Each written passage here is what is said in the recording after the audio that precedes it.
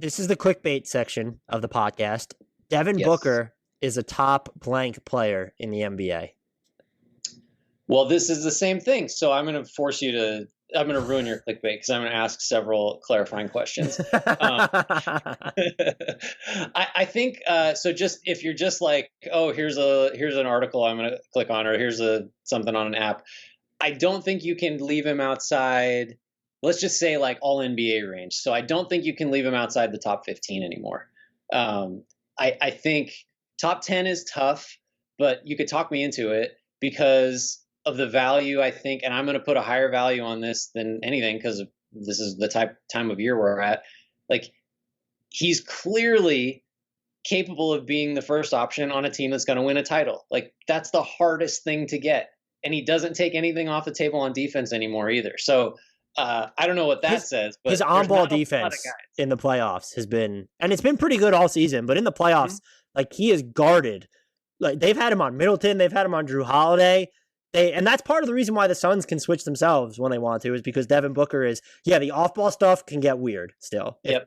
But I don't want to say he's a really good on-ball defender, but this is, if you're an A++++ offensive player who plays C- defense, let's just, like, I might even be underrating him there this season.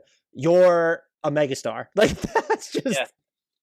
Yeah, no. So, like, I don't know where so if you kind of group him, I always thought of him sort of in a tier with, like, Donovan Mitchell, Jayson, Tatum. I feel like Tatum kind of jumped a couple notches ahead of him. Even Jaylen Brown now, Jamal Murray when he was healthy.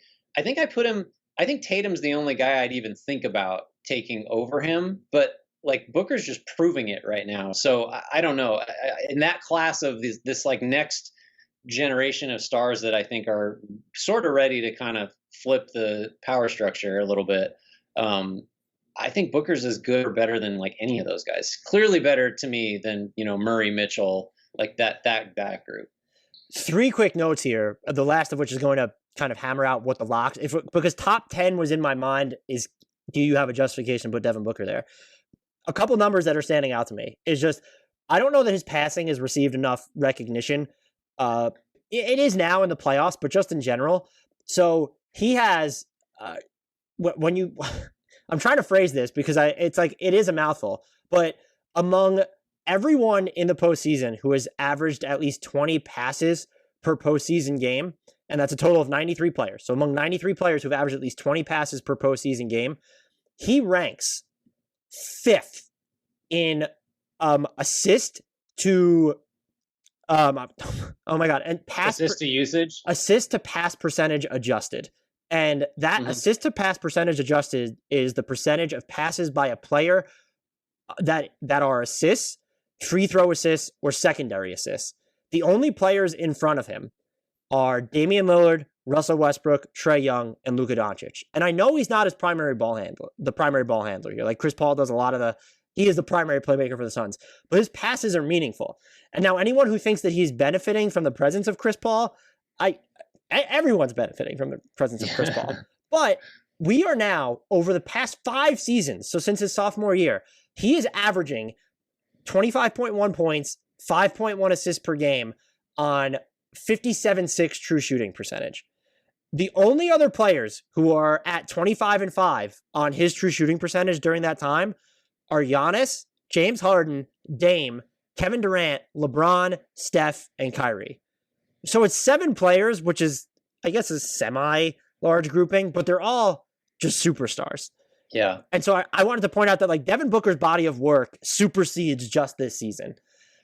And when you're looking at the top 10 guys, my locks for the top 10 would be LeBron, Harden, Giannis, Jokic, Luka, Kawhi, Steph, Embiid, and KD are my only locks, and that's 9.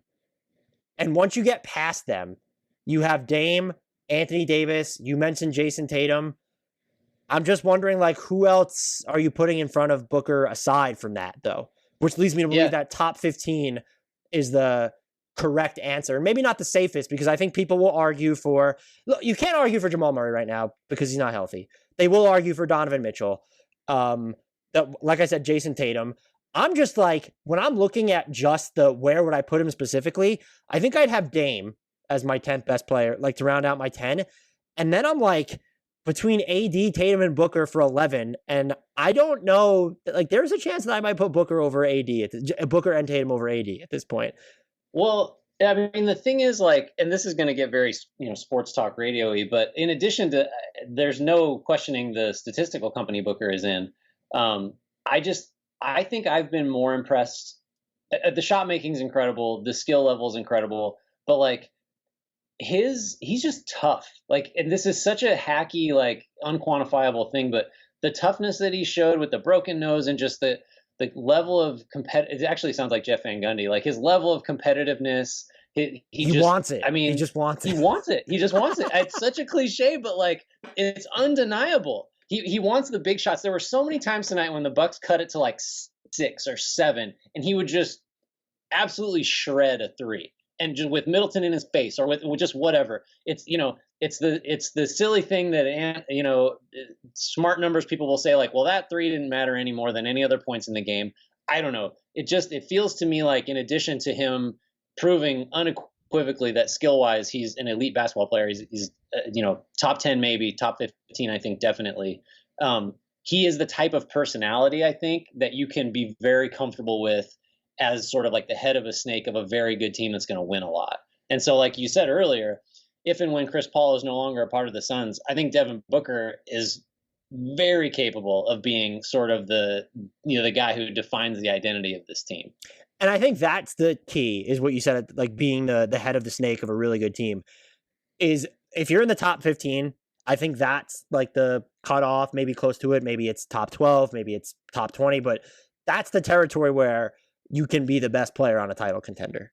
And I think that's what's most important, is what he's shown. And so this is going to lead with Grant Hughes of Bleacher Report says Devin Booker wants it more than Giannis. And that's going to be so much more.